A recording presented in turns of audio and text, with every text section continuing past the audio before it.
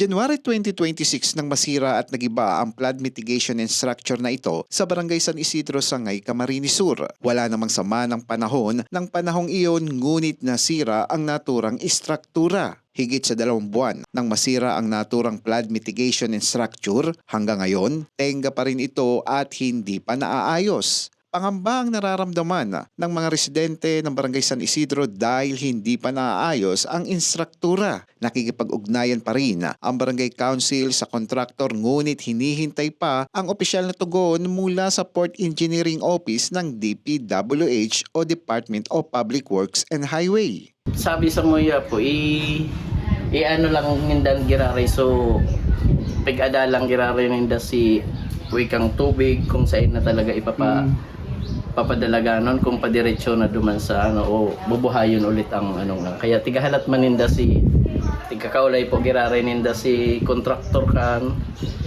sabi nga ni po ninda halos kabali pa man yan sa warranty.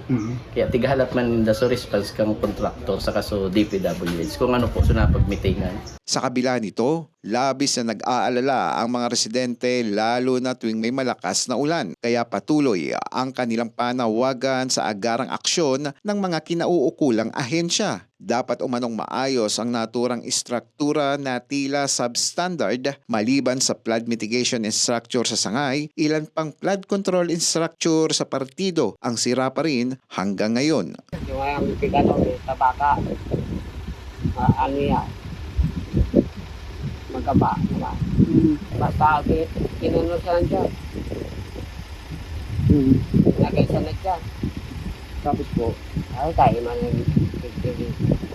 Kami migdi permi ang pangambami yaon na permi an hadit nita siyempre arugani kan na nag-ura naman kaipuhan may manggirari talaga, so kasiguraduhan kang hali duman sa itaas kung ano talaga na ang gigibuhon dyan.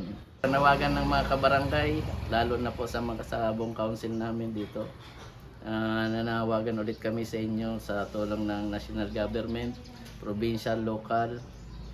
Sana po mapadali po ang trabahong ito kasi lalo pag umabot ulit ang tagulan, lalo na naman po kaming mahihirapan dito. Eli Balbin, CSN.